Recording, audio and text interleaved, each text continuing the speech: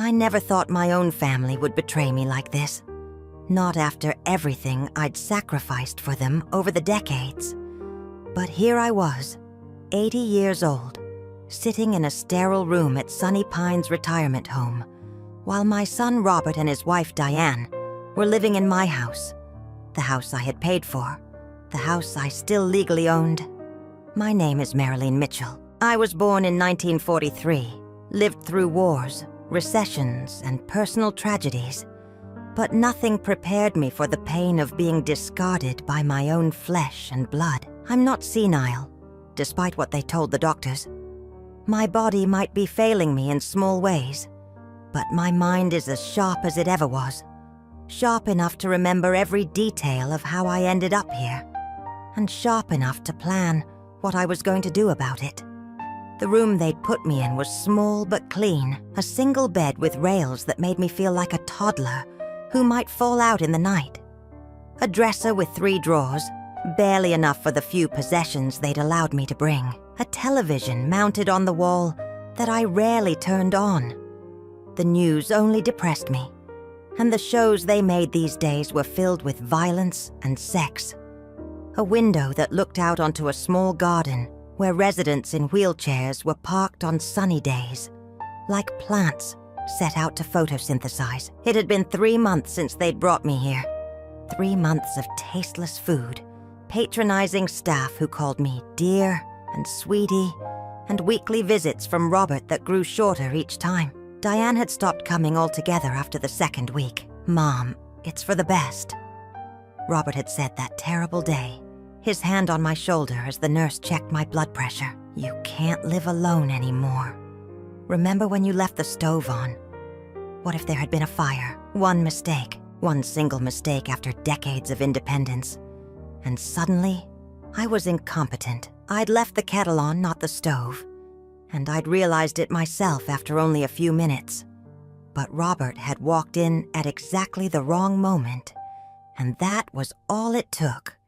What he didn't say, what neither of them said, was that they wanted my house.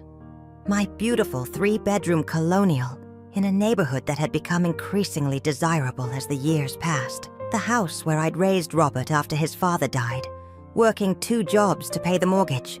The house that was now worth nearly $1 million. "We'll take good care of the place," Diane had assured me, her smile not quite reaching her eyes. "And you can come visit any time." That was another lie. In 3 months, they hadn't brought me back once. Always excuses. They were renovating. It would upset me to see the changes. The steps were too difficult for me now. What they didn't know was that I had been preparing for this possibility for years. Call it intuition, or just the wisdom that comes with age. But I'd seen the way Diane looked at my house, the way she talked about what she would do with it someday. I'd seen how Robert's visits became more frequent after his business started struggling. I'd noticed the brochures for retirement homes that mysteriously appeared on my coffee table. So I had made arrangements, quiet, careful arrangements with my attorney, James Hoffman, who had been my friend for over 40 years. James understood the value of planning ahead, of protecting oneself. Mrs. Blackwell, a young nurse with purple-streaked hair, poked her head into my room, interrupting my thoughts. Her real name was Tanya, but I called her Mrs. Blackwell because it amused me to use formal address with someone who couldn't be more than 25. It was a small rebellion, but these days I took my victories where I could find them. "Yes, Mrs. Blackwell," I replied, making her smile despite herself. "You have a visitor, not your son. It's an older gentleman. Says he's your attorney?" My heart quickened. James was here, right on schedule. "Send him in, please," I said, sitting up straighter and smoothing my cardigan. I might be in a nursing home, but I still had my dignity. James entered a moment later, tall and stooped, his white hair thinning but still combed neatly. He carried his battered leather briefcase, the same one he'd had for at least 30 years. Some things never changed, and I found that comforting. "Marylene," he said warmly, taking my hand in his. "You're looking well." "Liar," I said with a smile. but thank you for saying it anyway. Did you bring the documents? He nodded, glancing at the door to make sure we were alone. Everything's ready. Are you sure you want to go through with this? It's not too late to change your mind. I thought of Robert and Diane in my house, probably repainting the walls I'd lovingly chosen colors for, replacing the garden I'd tended for decades with whatever was trendy now. I thought of the dismissive way the doctor had spoken about me to Robert, as if I weren't sitting right there. I thought of the indignity of having to ask permission to leave the building, like a child asking to go outside and play. I've never been more sure of anything in my life. I told James, my voice steady and clear. Let's begin. The story of how I ended up at Sunny Pines began long before that day with the kettle. Looking back, I can see the signs now. This subtle shift in how Robert and Diane treated me after Robert's construction business hit trouble 3 years ago. The increasing frequency of their comments about how big my house was for just one person. The way they started helping me with my finances, always with concerned expressions that masked their real intentions. I should have seen it coming. After all, I'd watched the same thing happen to my friend Harriet, whose daughter had convinced her to sign over her house and then promptly moved her to a facility much worse than Sunny Pines. Harriet died 6 months later, her spirit broken. I'd promised myself I wouldn't let that happen to me. My late husband, Frank, had been the cautious one in our marriage. Always have a backup plan, Lynn, he used to say. He was the only one who ever called me Lynn. The world isn't always kind to the elderly. He died 20 years ago. Heart attack, quick and sudden.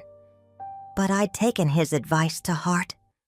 Frank had left me financially secure between the life insurance and his pension.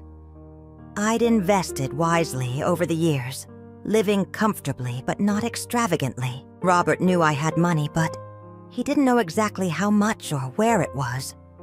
That had been deliberate on my part. I've brought the power of attorney revocation papers, James said, opening his briefcase on the small table beside my bed. Once you sign these, Robert will no longer have any legal authority over your affairs. 3 months ago, in the confusion and emotional turmoil of being moved to Sunny Pines, I'd signed a power of attorney giving Robert control over my financial decisions. It had seemed reasonable at the time.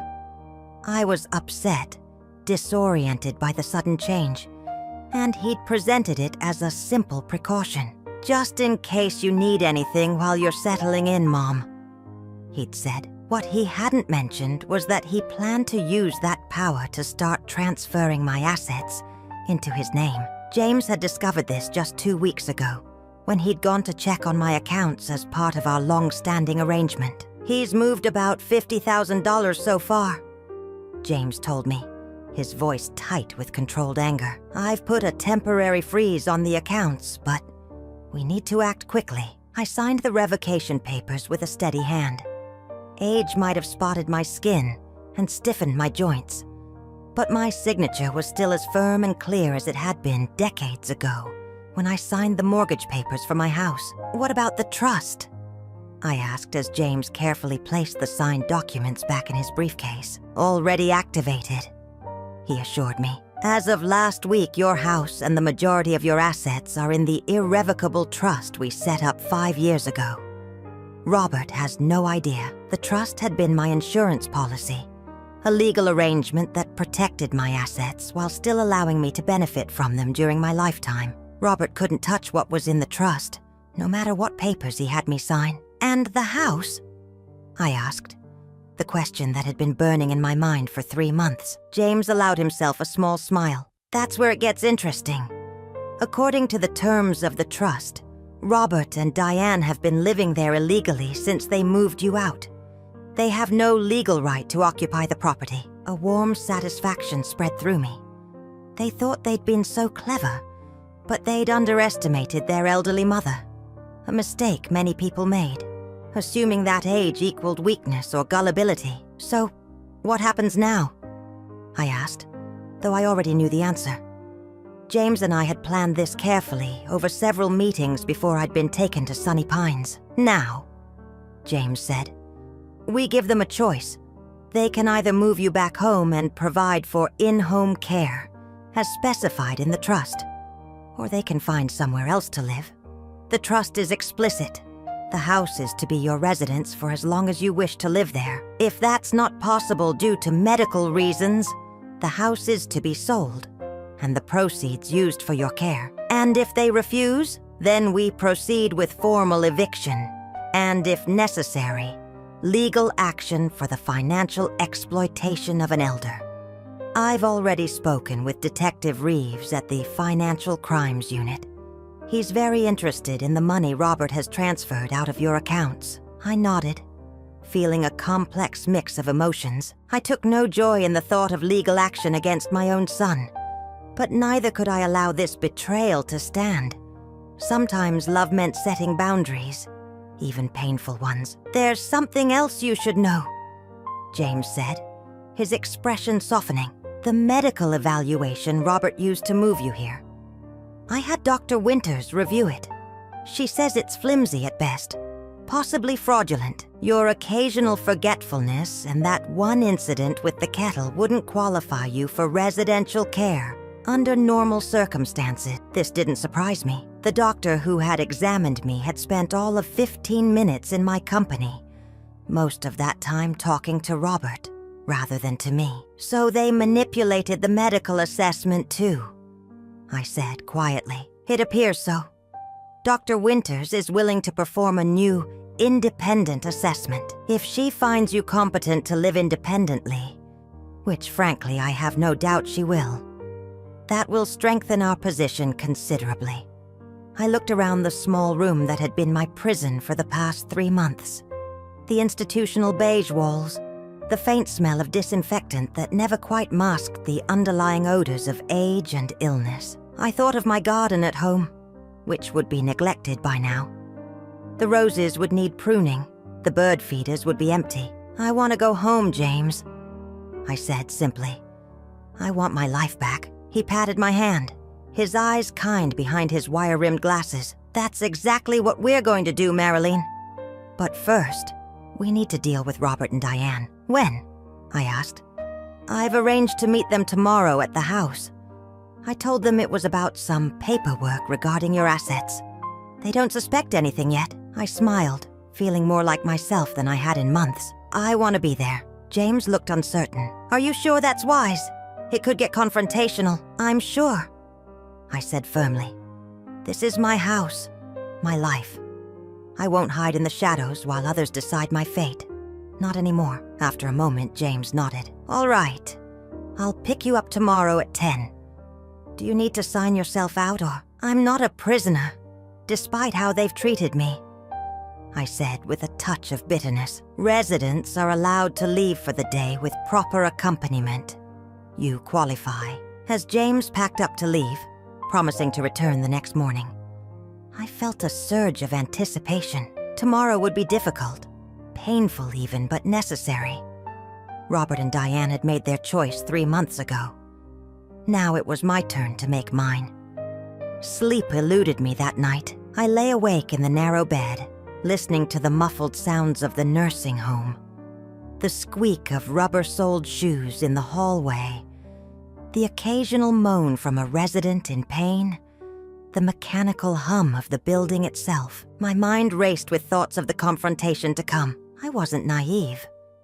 I knew tomorrow would change my relationship with Robert forever. Perhaps it was already changed beyond repair. The son I had raised, the boy who had once brought me dandelions clutched in his small fist, had put me in this place against my will, had taken advantage of my moment of vulnerability to seize what wasn't his. Was it my fault? Had I spoiled him? Frank had always said I was too soft on Robert, especially after Frank's heart attack scare when Robert was just 12. Perhaps I had overcompensated for the fear that Robert might lose his father, giving him too much, demanding too little in return. Or perhaps it was Diane's influence. She had always been politely distant with me, her smile never quite reaching her eyes. I had tried to welcome her into the family when they married 15 years ago. But there had always been a wall between us. I suspected she saw me as an obstacle to the life she wanted with Robert. A life that included my house, but not me. By morning, I had barely slept. But adrenaline kept me alert as I dressed in my best outfit. A navy blue skirt suit that I'd insisted on bringing with me to Sunny Pines. Where would I wear that? The aide had asked as she packed my things. Now I knew the answer. James arrived promptly at 10, as promised. The staff seemed surprised to see me so formally dressed, heading out with my attorney. I caught whispers as we passed the nurse's station. Going to a funeral? One of the younger aides asked tactlessly. No, dear. I replied with a smile that didn't reach my eyes. I'm going to resurrect something. The drive to my house took 20 minutes. As we turned onto my street, my heart began to race. Maple trees lined the road, their leaves just beginning to turn with the approach of fall. I had always loved this time of year. The crisp air, the colors. I had missed seeing my garden transition from summer to autumn. My house came into view, and I gasped softly. Even from the outside, I could see changes. The shutters I'd always kept dark green had been painted a trendy gray. My carefully tended flower beds had been ripped out and replaced with low-maintenance shrubs. A new mailbox stood at the end of the driveway, bearing only Robert and Diane's names. It was as if they'd tried to erase all evidence of my existence. Are you all right? James asked, noticing my distress. I will be, I said, straightening my shoulders. Once this is over. Robert's car was in the driveway, along with Diane's SUV. They were both home, waiting for what they thought was a routine meeting about paperwork. James parked behind Diane's vehicle, effectively blocking them in. A small tactical decision that didn't escape my notice. Ready? James asked as he came around to help me from the car. I nodded, taking his offered arm.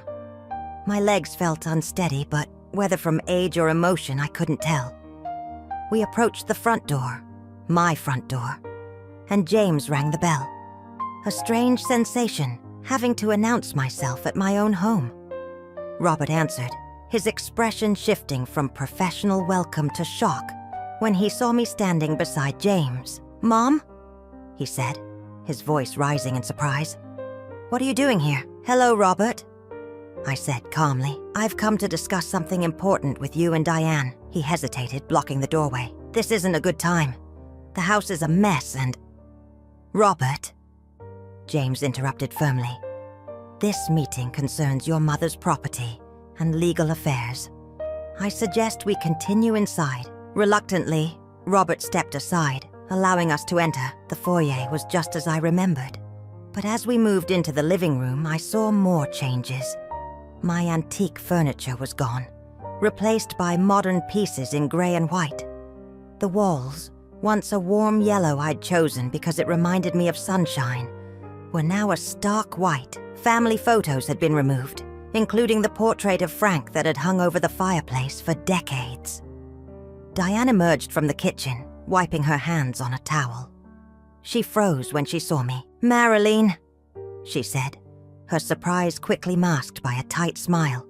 What a... surprise? Robert didn't mention you were coming. Robert didn't know, I replied. Please, let's sit down. We have matters to discuss. They exchanged a glance, a silent communication between conspirators. Slowly, we all took seats. Robert and Diane on their new gray sofa. James and I in white armchairs that I'd never seen before. What's this about? Robert asked, his tone cautious but with an undercurrent of irritation. Is everything okay at Sunny Pines? Sunny Pines is irrelevant to our discussion, James said, opening his briefcase. We're here to talk about this house and your mother's assets. What about them? Diane asked sharply. James removed a folder and placed it on the coffee table. A new one, glass and chrome. Nothing like my old oak piece. 3 months ago, he began in his professional tone, Robert was granted power of attorney over Marylene's affairs. Since then, approximately $50,000 has been transferred from her accounts to accounts solely in Robert's name. Robert's face flushed. That money was for her care. The fees at Sunny Pines are $4,200 per month, James interrupted. Which totals 12, $600 for 3 months, not $50,000. There were other expenses, Robert protested. Setting up her room, new clothes, medical costs not covered by insurance, all of which we can account for, I said quietly. But not $3,400 worth. Diane's knuckles whitened as she gripped her hands together. What exactly are you implying? I'm not implying anything, I said. I'm stating facts. Robert has taken money that doesn't belong to him, and you've both taken my home. We didn't take anything. Robert's voice rose. You couldn't live alone anymore. You were becoming forgetful, dangerous even. The doctor agreed. After a 15-minute examination where he spoke primarily to you, not to me, I countered. I've arranged for an independent medical assessment, Robert. Dr. Winters will evaluate me next week. This is ridiculous, Diane interjected. We've done everything to take care of you, Marylene. We visit every week for increasingly shorter periods, I noted. And you, Diane, stopped coming altogether after the second week. She had the grace to look embarrassed, but quickly recovered. I've been busy with the renovations. We're making the house more modern, more efficient, without my permission, I said. This is still my house. Robert leaned forward, his expression softening into the patronizing look I'd grown to hate. Mom, we've been through this. You signed the papers. The house is being transferred to us as part of your estate planning, remember? To avoid probate later. I looked at James, who nodded and removed another document from his folder. Robert, James said, your mother never signed any papers transferring ownership of this house. What she did do, 5 years ago, was place it in an irrevocable trust. The color drained from Robert's face. What? An irrevocable trust, James repeated, with very specific terms regarding her residence and care. Terms that you have violated by moving her to Sunny Pines against her will and taking up residence here yourselves. Diane stood abruptly. This is absurd. Robert has power of attorney. He makes the decisions now. James slid another document across the table. Not anymore. Your mother revoked the power of attorney yesterday. Legally, she is once again in full control of her affairs. You can't do that, Robert said, but his voice lacked conviction. I can, and I have, I replied. Robert, I gave you that power because I trusted you to act in my best interests. You betrayed that trust. The room fell silent. Outside, a lawnmower droned in the distance.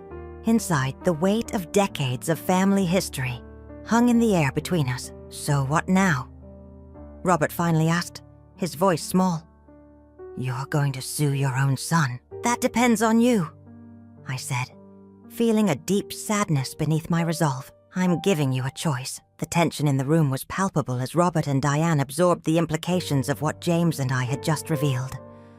My son's face cycled through emotions: shock, anger, calculation, and finally, a sort of desperate defiance. What kind of choice? He asked, his voice tight. I leaned forward slightly, maintaining eye contact. Option 1. I move back into my home today, and you arrange for in-home care as specified in the trust. You and Diane find your own place to live. Diane made a sound of protest, but Robert silenced her with a look. And option 2? He asked. Option 2. You and Diane can continue living here temporarily, paying fair market rent to the trust, while I remain at Sunny Pines. By my choice, not yours. Until I decide otherwise. All financial decisions will be made by me, with James as my advisor. And the money that's already been transferred? Robert asked, his expression guarded. Will be returned, James stated firmly. All of it, within 7 days, or we proceed with legal action for financial exploitation of an elder. Detective Reeves is already aware of the situation. Robert's face paled at the mention of legal action. You'd press charges against me? Your own son? The hurt in his voice nearly broke my resolve. But I reminded myself of the 3 months I'd spent in that sterile room, watching the clock, waiting for visits that grew shorter each time. I don't want to, I said honestly, but I will if necessary. What you did was wrong, Robert. Not just legally, but morally. We were trying to protect you. Diane interjected, her voice rising. You're 80 years old, Marylene. You left the stove on. What if there had been a fire? It was the kettle, not the stove, I corrected calmly. And I turned it off myself after a few minutes. One incident doesn't make me incompetent. It wasn't just one incident. Robert insisted. You've been forgetting things, getting confused. The doctor said the doctor spent 15 minutes with me and spoke mainly to you, I interrupted.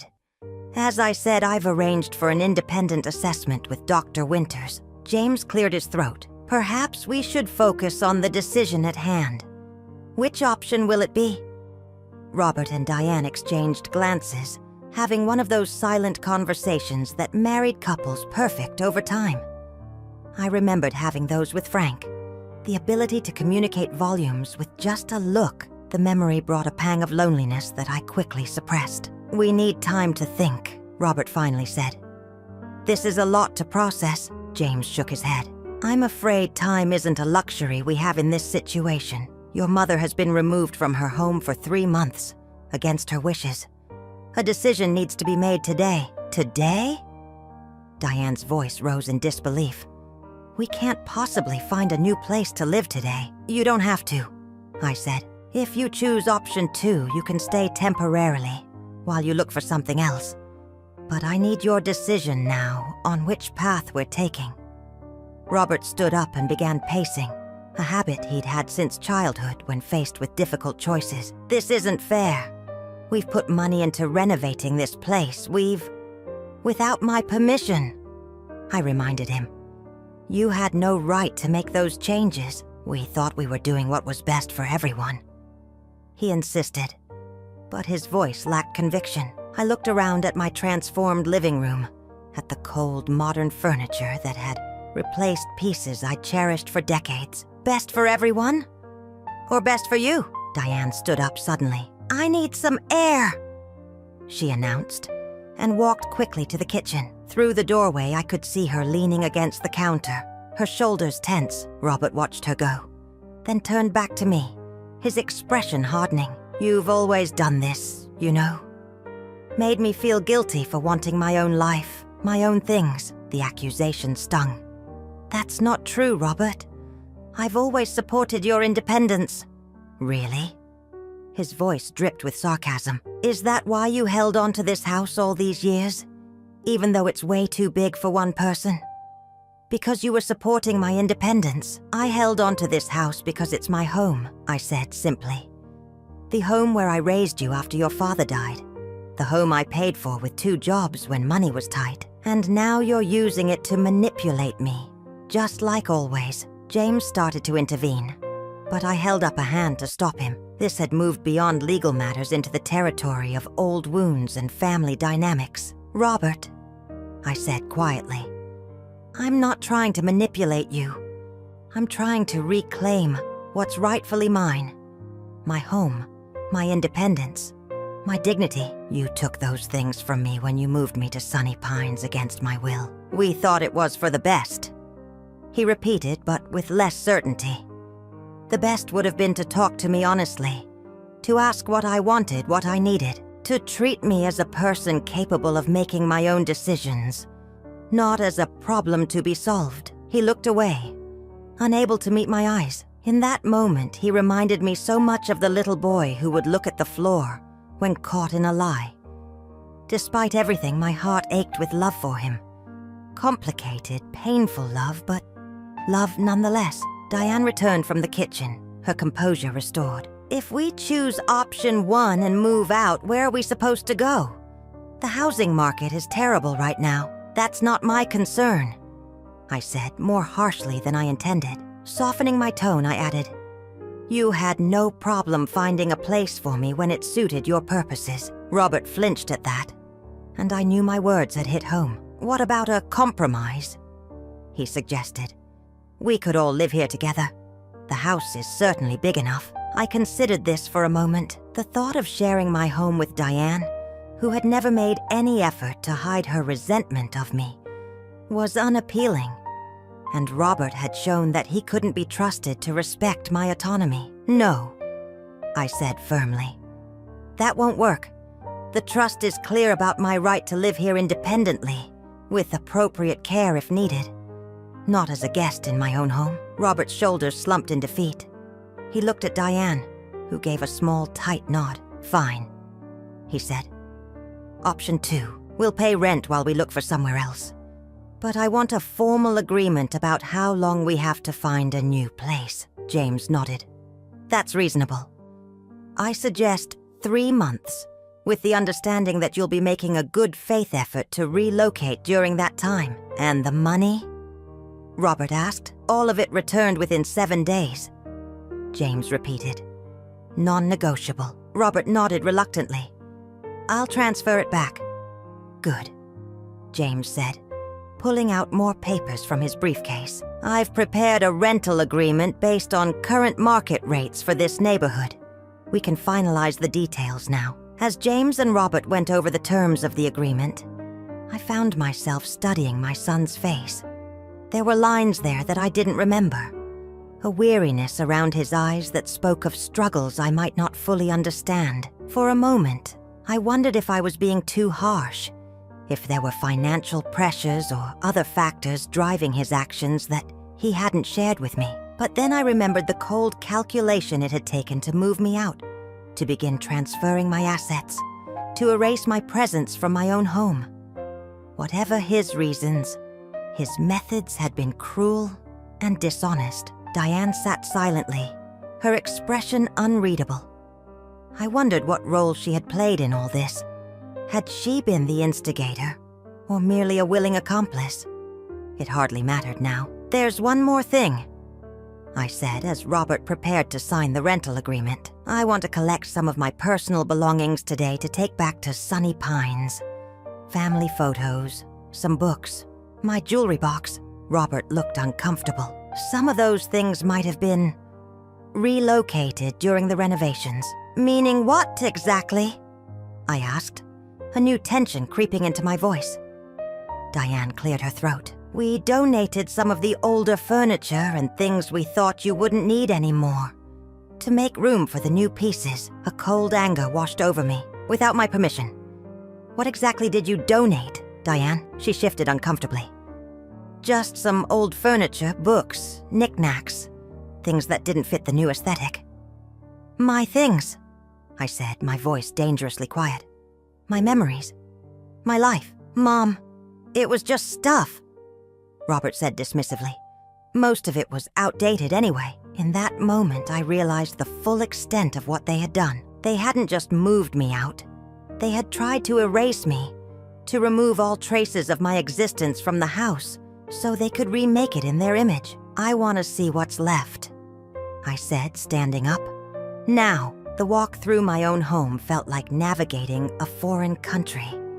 Each room revealed new shocks, new erasures of my existence. The dining room, where we had celebrated countless Christmases and Thanksgivings, was now an austere space with a glass table and white chairs that looked uncomfortable and impractical. My china cabinet, which had held my mother's wedding china and crystal glasses passed down through generations, was gone. Where is my china? I asked, my voice tight with controlled emotion. In storage, Robert said quickly. We didn't get rid of that. We knew it was important. At least they had shown that much restraint. Though I doubted their motives were sentimental. The kitchen had been completely gutted, my warm oak cabinets replaced with sleek white ones, the cozy breakfast nook where I'd had coffee every morning for decades, transformed into a sterile space with high metal stools that I would struggle to climb onto with my arthritic hips. Upstairs was worse. My bedroom, where I had slept beside Frank for 30 years, and alone for 20 more, had been completely taken over by Robert and Diane. My furniture was gone, my wallpaper stripped, my curtains replaced. Even the bathroom had been remodeled, My old claw-foot tub, which had been perfect for soaking my aching joints, removed in favor of a glass-walled shower that would be treacherous for someone with my balance issues. "Where are my clothes?" I asked, opening the closet to find it filled with Robert and Diane's things. "We packed what you didn't take to Sunny Pines," Diane said. "It's in the basement." The basement, like discarded holiday decorations or outgrown children's toys. Things no longer wanted but not quite ready to be thrown away. "And my jewelry?" I asked, dreading the answer. "In the safe," Robert assured me. "We wouldn't get rid of that, Mom." I wasn't so certain, but I nodded. "I want to see it." He hesitated, then went to the closet and moved some hanging clothes aside to reveal a small walled safe I'd never seen before. He punched in a code and opened it, revealing several velvet boxes and pouches. "It's all here," he said, stepping back so I could look. I examined the contents carefully. My wedding ring from Frank, which I'd stopped wearing when my fingers became too swollen with arthritis. The pearl necklace he'd given me on our 25th anniversary. The diamond earrings that had been my mother's. But something was missing. "Where's my sapphire pendant?" "The one your father gave me when you were born." Robert and Diane exchanged a quick glance that sent a chill through me. "I don't remember any sapphire pendant," Robert said, but he wouldn't meet my eyes. "Don't lie to me," I said sharply. "It was in a blue velvet box, about this big." I indicated with my fingers. "Your father gave it to me the day you were born. It had your birthstone and a small diamond above it." "Oh, that old thing," Diane said with forced casualness. "I think it might have been misplaced during the move." "Misplaced," I repeated flatly. "Or sold." Robert's face flushed. "Mom, that's a serious accusation." "Is it? You've already admitted to taking $50,000 from my accounts. Why not my jewelry too?" "We didn't sell your jewelry," he insisted. "The pendant must be somewhere in the house. We'll look for it." I didn't believe him, but arguing further would accomplish nothing at this point. The pendant was likely gone, sold to fund whatever financial hole Robert had dug himself into. The thought brought a wave of grief that surprised me with its intensity. It wasn't just the monetary value of the pendant. It was what it represented. Frank's joy at becoming a father, my joy at becoming a mother, the beginning of our family, another piece of my history, casually discarded. "I'd like to see what's in the basement," I said, changing the subject before my emotions overwhelmed me. Robert looked relieved at the shift. "It's a lot of stairs, Mom. Maybe I could bring up some boxes for you to look through instead." "I can manage stairs, Robert. I'm old, not invalid." He nodded reluctantly and led the way down to the basement. James followed close behind me, his steadying hand discreetly ready at my elbow as I navigated the steep steps. The basement was as transformed as the rest of the house.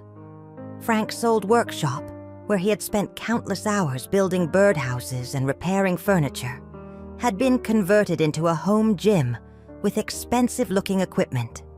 The laundry area had been modernized with new machines, and against the far wall, stacked haphazardly, were dozens of cardboard boxes labeled simply Mom's Stuff. Decades of my life, reduced to anonymous boxes in a basement. I approached the nearest stack and opened the top box. Inside were photo albums, their covers dusty. I pulled one out and flipped it open. Robert's childhood smiled back at me. His first birthday, his first steps, his first day of school.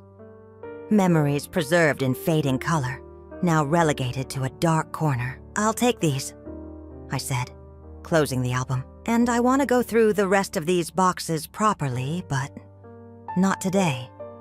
I'm tired." It was true. The emotional toll of the day was catching up with me, making my limbs heavy and my thoughts sluggish. I needed time to process everything I'd seen and learned. "Of course," James said, taking the album from me. "We can arrange to have the boxes delivered to a storage unit where you can go through them at your leisure." "A storage unit?" Robert protested. "That will cost." "You'll pay for it," I interrupted. "Consider it part of the rent." He looked like he wanted to argue but thought better of it. Fine. We made our way back upstairs where Diane was waiting in the living room, her posture tense. The rental agreement lay signed on the coffee table. "Is there anything else you need today?" she asked, her tone making it clear she hoped the answer was no. "Just a few more personal items," I said. "My mother's Bible from the bookshelf in the study, my knitting basket if you haven't thrown it away, and the small watercolor of the lake house that used to hang in the hallway. The Bible is still in the study," Robert said. "I'm not sure about the painting or the knitting stuff." "Find them," I said simply. While Robert searched for the items, James and I sat in uncomfortable silence with Diane. I took the opportunity to really look at my daughter-in-law, to try to understand her part in all this. She was still attractive at 50, her blonde hair expertly colored to hide any gray, her figure trim from regular workouts. She had always been image-conscious, concerned with appearances and status. The house renovations reflected her taste: modern, minimalist, impersonal. A showplace rather than a home. "Why?" I asked her suddenly. She startled. "Why what? Why did you go along with this? With moving me out, taking over my house, disposing of my things?" She looked uncomfortable but met my gaze. "We needed a fresh start. Robert's business was struggling, and we couldn't afford to keep our house. This place is paid off, in a better neighborhood, with more space. It made sense. So it was about money." She shrugged slightly. "Isn't everything, in the end? Besides, you weren't safe living alone anymore. The incident with the stove." "Kettle," I corrected automatically. "Whatever. It was dangerous. And you were becoming more forgetful. We did what we thought was best for everyone." "Best for everyone," I repeated. "Or best for you?" She had no answer for that. Robert returned with the Bible and, surprisingly, my knitting basket, intact with half-finished projects still inside. "I couldn't find the painting," he said, "but I'll keep looking." I nodded, suddenly eager to leave. The house no longer felt like mine. It was a shell containing memories that had been boxed up and hidden away, its warmth replaced by cold modernity. "I think we're done here for today," I said, standing up. "James, would you take me back to Sunny Pines now?" "Of course," he replied, gathering his briefcase and the few items we'd collected. Robert looked uncertain. "When will should we expect to hear from you?" "James will be in touch regarding the rental agreement and the return of my funds," I said formally. "As for me personally, I need some time, Robert." He nodded, looking suddenly lost, like the little boy who had once run to me for comfort after falling off his bike. For a moment, I almost reached out to him, almost offered reassurance out of maternal habit. But I stopped myself. He wasn't that little boy anymore, and I wasn't the same mother. We had both changed, and not for the better. "Goodbye, Robert. Diane." I nodded to each of them and turned to leave. As James helped me into his car, I looked back at the house. My house. Yet not my house anymore. The familiar lines of its roof and windows, the oak tree I had planted when Robert was born, now towering over the yard, the garden beds now filled with unfamiliar plants. It was like looking at an old friend who had undergone radical plastic surgery. Recognizable, but fundamentally altered. "Are you all right?" James asked as he started the car. I considered the question carefully. Was I all right? My son had betrayed me. My home had been transformed. My possessions scattered or sold. I was returning to a sterile room in a nursing home I had never wanted to enter. "No," I said honestly. "I'm not all right, but I will be." As we drove away, I didn't look back again. Instead, I looked forward, my mind already turning to what would come next. This wasn't the end of the story. It was merely the beginning of a new chapter, one where I would reclaim not just my property, but my power. The next few weeks passed in a blur of activity. True to his word, Robert returned the $50,000 he had taken from my accounts, though James had to send 2 stern reminders before the transfer was completed. The rental agreement was finalized with Robert and Diane paying market rate for the privilege of living in my house. While they looked for a new place, I remained at Sunny Pines, but with a crucial difference. I was there by choice now, not by coercion. The staff noticed the change in me immediately. I was more engaged, more assertive about my needs and preferences. I joined the Residents' Council and began advocating for improvements to the facility's meal options and activity programs. Dr. Winters conducted her independent assessment as planned, spending nearly 2 hours with me over the course of 2 sessions. Her conclusion was unequivocal. I was entirely competent to make my own decisions and could safely live independently with minimal support for physical tasks like heavy cleaning or yard work. "You're sharper than most people half your age, Mrs. Mitchell," she told me with a smile as she concluded her evaluation. "Your son's concerns about your cognitive abilities were greatly exaggerated." I wasn't surprised, but the official validation was satisfying nonetheless. James added Dr. Winters' report to our growing file of documentation, though we hoped we wouldn't need to use it in any legal proceedings. The boxes from my basement began arriving at a storage unit James had arranged near Sunny Pines. Twice a week he would drive me there, and I would spend hours sorting through the physical artifacts of my life. Some items brought tears. Frank's old sweater that still held a trace of his scent, Robert's kindergarten artwork, photos of holidays and celebrations from happier times. Others brought anger, discovering that many of my books had indeed been donated or discarded, finding my collection of vintage Christmas ornaments haphazardly packed with several broken beyond repair. I created 3 categories as I sorted: items to keep at Sunny Pines with me, items to store until I decided my next move, and items to document as missing or damaged for potential compensation later. The last category grew larger than I had anticipated.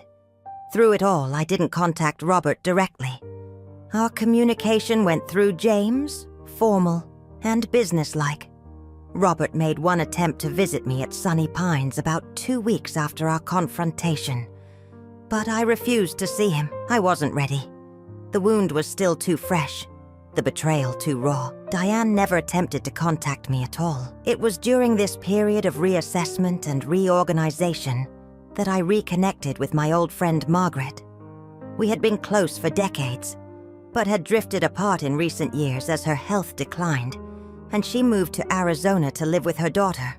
When I called her and explained what had happened, her outrage on my behalf was both validating and comforting. "The nerve!" she exclaimed. "After everything you did for that boy. Frank would be turning in his grave. I keep wondering where I went wrong," I admitted. "How did I raise a son who could do this to his own mother?" Margaret's voice softened. "Lynn, you didn't go wrong. Some people just make bad choices, even when they've been raised right. And let's be honest, that wife of his probably had a lot to do with it." I smiled at her use of Frank's old nickname for me. It felt good to hear it again after so long. "Maybe," I conceded. "But Robert is a grown man. He made his own choices, so what will you do now?" she asked. "Stay at Sunny Pines?" It was the question I had been asking myself for weeks. The truth was, I didn't know. The thought of returning to my house now that Robert and Diane had transformed it so completely filled me with a strange mixture of longing and dread. It was still my home legally, but emotionally, it had become something else, a symbol of betrayal and loss. "I'm not sure," I told Margaret honestly. "I'm keeping my options open." One of those options presented itself unexpectedly during my 4th week of sorting through boxes at the storage unit. I had just opened a carton labeled office stuff when I came across a folder of documents I had forgotten about. Papers related to a small vacation property Frank and I had purchased decades ago. It was a modest cabin on a lake about 2 hours north of the city. Nothing fancy, but situated on a beautiful piece of land with tall pines and a small private dock. We had spent summers there when Robert was young, and occasional weekends in our later years. After Frank died, I had continued to visit for a while. But as driving became more difficult with age, my trips had become less frequent. The last time I had been there was nearly 5 years ago. I had never sold the property, though. I paid the minimal taxes each year and had arranged for a local handyman to check on it periodically. As far as I knew, Robert had forgotten about its existence. It had never been mentioned during the discussions about my assets. I called James that evening. "I need you to check on something for me," I said after exchanging pleasantries. "The lake cabin.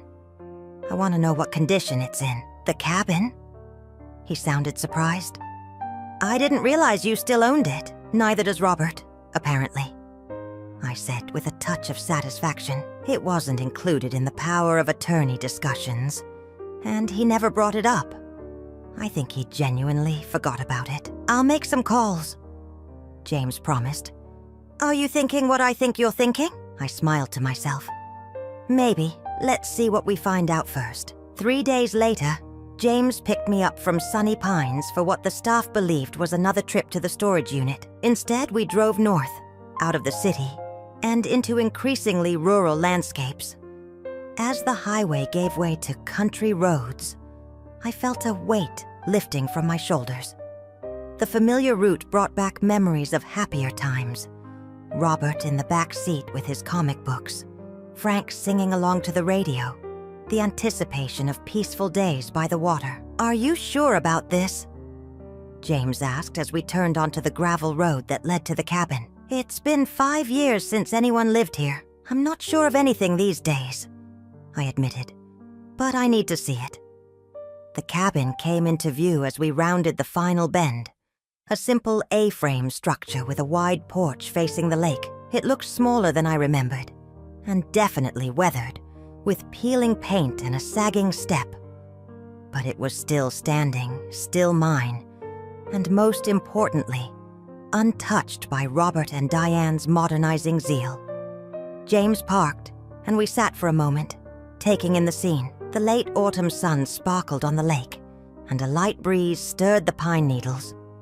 It was peaceful in a way the city never could be. "It needs work," James observed. "Yes," I agreed, "but it has potential." We got out of the car and approached cautiously. James had arranged for the local handyman, Mr. Peterson, to meet us there with the keys, but he hadn't arrived yet. The porch creaked under our weight as we peered through the windows. Inside, I could see the familiar layout: the main room with its stone fireplace, the small kitchen area, the hallway leading to 2 modest bedrooms and a bathroom. Everything was covered in a layer of dust, and there were signs that mice had made themselves at home in my absence. But the structure itself seemed sound, and the furnishings, though dated, were intact. Mr. Peterson's truck rumbled up the drive a few minutes later. He was older than I remembered, his once dark hair now completely gray. But his handshake was still firm, and his smile genuine. "Mrs. Mitchell," he greeted me warmly. "It's been a long time. Good to see you back up here." "It's good to be back, Mr. Peterson," I replied. "How bad is it inside?" He chuckled. "Not as bad as it could be. I've kept an eye on it like you paid me to. Fixed a leak in the roof last spring. Chased out some critters now and then. It needs a good cleaning and some updates. But the bones are good." He unlocked the door, and we stepped inside. The familiar smell, a mixture of pine, dust, and old wood smoke, brought a rush of memories so powerful I had to steady myself against the doorframe. "Are you all right?" James asked, concerned. "Yes," I assured him. "Just remembering." We toured the cabin slowly. The main room with its comfortable but worn furniture. The kitchen with its outdated appliances but solid oak cabinets. The bedrooms with their simple pine beds and dressers. Everything was just as I had left it 5 years ago, preserved like a time capsule. On the mantel above the fireplace, I found a row of framed photos. Robert as a teenager, proudly holding up a fish he had caught. Frank and me on the porch, our arms around each other, squinting into the sun. The three of us in a canoe, laughing at whoever was taking the picture. A family, happy, whole. What do you think? James asked as we concluded our inspection. Is it livable? I considered the question carefully. The cabin would need work to be comfortable year-round. Better insulation, updated heating, probably a new refrigerator and stove. The bathroom was functional but basic. There was no dishwasher, no garbage disposal, none of the modern conveniences I had grown accustomed to in my house in the city. But it was mine, untouched by betrayal, filled with good memories rather than painful ones. Yes, I said finally. With some updates, it's livable. But there's the issue of isolation. I'd be far from medical care, from social connections, from you, I added, acknowledging how much I had come to rely on James, not just as my attorney, but as my friend. There are solutions for that, he said thoughtfully. Home health services that come to rural areas, grocery delivery, a medical alert system, and I'm only a phone call away. Miss Amahwas Peterson, who had been listening quietly, spoke up. My niece Jenny lives just down the road. She's a nurse at the county hospital, works 3 days a week. Been looking for some part-time work on her off days. She could check in on you regular, help with whatever you need. I looked out the window at the lake, its surface rippling gently in the breeze. A pair of ducks glided by, leaving V-shaped wakes behind them. It was peaceful here. Healing. I need to think about it, I said finally. It's a big decision. But as we drove back to Sunny Pines that afternoon, I found myself already making mental lists of what would need to be done to make the cabin livable. The seed of an idea had been planted, and it was beginning to take root. A place of my own, a fresh start. And perhaps most satisfyingly, a final declaration of independence that Robert had never anticipated. The next morning, I woke with a clarity I hadn't felt in months. The visit to the cabin had awakened something in me. A sense of possibility, of agency. For too long, I had been reacting to circumstances created by others. Now it was time to create my own path forward. I called James before breakfast. I want to move to the cabin, I told him without preamble. There was a brief pause, then a chuckle. Good morning to you too, Marylene. I had a feeling you might say that. Are you sure? As sure as I can be about anything these days, I replied. It needs work, but it's mine. Really mine. In a way the house in the city isn't anymore. What about winter? He asked practically. It gets cold up there and you'd be isolated if the roads are bad. I've thought about that. Mr. Peterson mentioned his niece Jenny, the nurse. I'd like to meet her, see if she'd be willing to help out regularly. And I'll need to update the heating system, get the chimney inspected, make sure everything is safe, all doable. James agreed, but it will take time and money. I have both, I said with confidence. Thanks to you, I have control of my finances again. And I'm not in a rush. I can stay at Sunny Pines while the work is being done. What about Robert and Diane? Do you want to tell them about your plans? I considered this. Part of me wanted to keep the cabin a secret, to simply disappear from their lives as they had tried to remove me from theirs. But that felt petty, beneath me. Not yet, I decided. Let's get the renovation plans in place first. Then I'll tell them. Over the next few weeks, my days took on a new purpose. James helped me find a contractor specializing in cabin renovations who could oversee the project. I met with Jenny Peterson, a capable woman in her 40s with a no-nonsense manner that reminded me of myself at that age. She agreed to check on me 3 times a week once I moved in, helping with errands, light housekeeping, and medical monitoring. I made lists of what to keep from my house in the city, what to leave behind, what new items I would need for the cabin. I researched internet options for rural areas, wanting to stay connected to the world even in my relative isolation. I even looked into having groceries delivered, a service that hadn't existed the last time I had stayed at the cabin for any length of time. Throughout this planning period, Robert continued to pay rent as agreed. He made no attempt to contact me directly, though James reported that he had asked about me during their business interactions.